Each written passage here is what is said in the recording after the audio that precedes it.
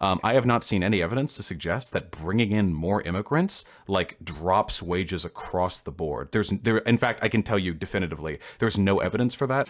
We feel a deep sense of gratitude for people that are in fear of deportation, but are still addressing the essential needs of tens of millions of Californians. And that's why I'm proud as governor to be the first state to announce a program for direct disaster assistance to those individuals. Also recognize this. You can't have a conversation about budget deficits, and you can't have a conversation about sacrifice unless you lead by example.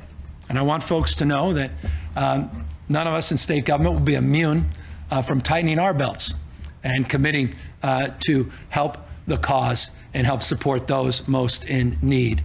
And so we're asking across the board for 10% contribution in wages. We'll be negotiating and bargaining with each bargaining unit in the state of California. I know this is the last thing that our partners want to hear, but unfortunately we're in a position where it's required of all of us. And by the way, including me and including my entire staff.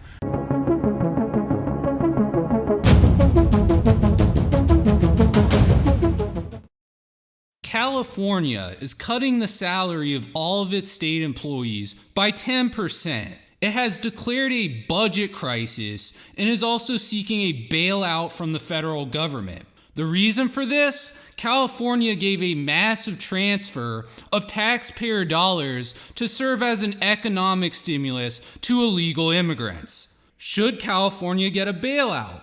Well, Congress seemed to have no qualms about bailing out multinational corporations, banks, and hedge funds. Those entities privatize profits for decades while simultaneously negligently failed to save up for any sort of emergency fund. Now, I don't know about you, but to me this would seem awfully hypocritical for the federal government to say that it refuses to bail out states because they failed to act fiscally responsible when no such requirement was given to all of these banks, these hedge funds, and multinational corporations. Now, these things that keep happening, like illegal immigrant bailouts, the bailing out of extremely wealthy banks and companies, shows that America is not a republic. Instead, America is a plutocracy. What does this mean? According to Aristotle, the main distinction between different governments is whether or not the government pursues a common good. So a monarchy is a government where power is monopolized and used to pursue things that benefit the entire country. Meanwhile, a tyrant uses his position of authority to pursue his own interest. America is supposed to be a democratic republic. In a real republic, an aristocratic class of representatives would rule in the interest of a common good. However, this is not how it works in America.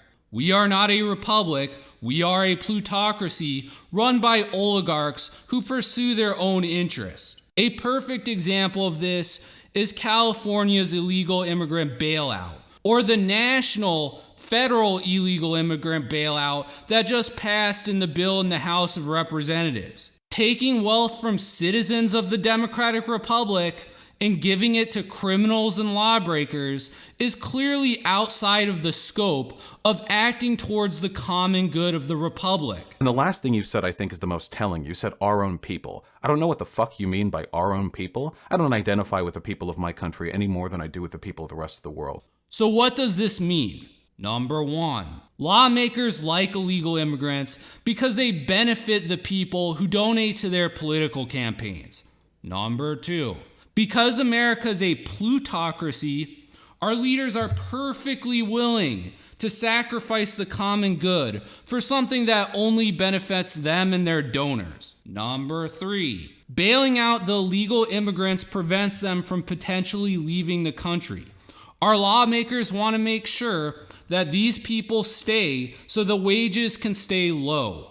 The same exact thing is true of the trillions of dollars in bailouts handed out to corporate America, the investment banks, and the hedge funds. Those entities privatize all of their profits and deliberately fail to invest any money in emergency funds. This is because they know that the oligarchy can be purchased and will deliver them a bailout if an emergency occurs. A government acting in the common good would not hand over the resources of hardworking tax-paying citizens to banks and companies that deliberately fail to act responsibly. However, a corrupt plutocracy would. I don't identify with the people of my country any more than I do with the people of the rest of the world. Now, according to Aristotle, the type of government is far less important than the idea of whether it pursues a common good. We are not any better off living in a plutocracy than we would be living under a tyrant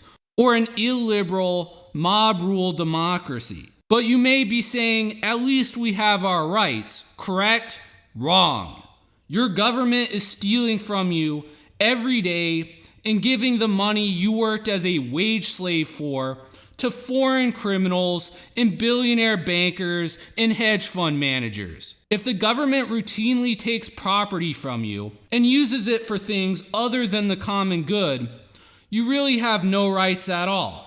America right now is going through a process that Russia went through in the 90s. Number one, after the Soviet Union collapsed, a democratic republic was supposedly created in its place. Number two, however, it wasn't a republic, it was a plutocracy.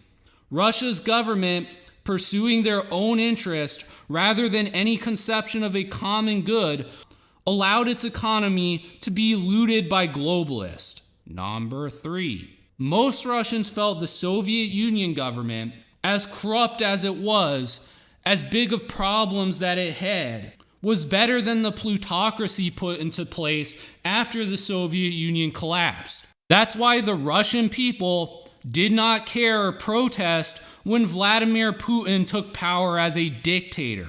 Living under a tyrant is no worse than living under a plutocracy. Right now, the United States is going through this exact same process. This is the cause of the massive growth of political polarization in the United States. Because, number one, recognizing that their government does not act towards a common good, citizens of a republic will become increasingly concerned about politics. This leads to, number two, given America's two-party system, the only way someone can interface with politics is by joining a faction. Number three, the constant failure of either side to advance an agenda promoting the public good makes everyone more and more frustrated. This, of course, leads to, number four, the factions blame each other and become more bitter and more partisan, until, number five, the government ceases to do anything productive at all. It engages in endless partisan investigations while transferring taxpayer resources to people and companies that donate to congressional campaigns. Now, is there a solution to these problems? I can only see two ways out. I will explain both, starting with the one that I would most prefer to see happen. Number one, dismantle the federal government. Give state and local governments significantly more autonomy, authority, and power. This will allow localities to develop unique local cultures. When people share a culture, they're a lot more likely to develop a shared conception of what the common good is. This, I believe, is what the Founding Fathers hoped America would become. What I'm talking about is, of course, the concept of federalism. Number two, alternatively, a uniform national culture would need to be artificially created. This would likely require some amount of coercion and propaganda. Pluralism, the idea that an American is an individual who chooses their own identity, political beliefs, and system of ethics, would need to give way to a specific American identity. Now, if neither of these things come to happen, America will continue to become more and more of a despotic plutocracy run by oligarchs who oppress working people. There really is no easy way out of this problem. Of course, it's possible, like Russia, that one day someone will just take over and become the tyrant of the United States. And nobody will care because there's no difference living under a tyrant than there is under a plutocracy. However, if the United States ever wants a good functioning government again, it needs to get into a place where people have a shared conception of a common good. Anyways, that's all I have for today's video. If you liked the video and aren't subscribed to my channel, please subscribe.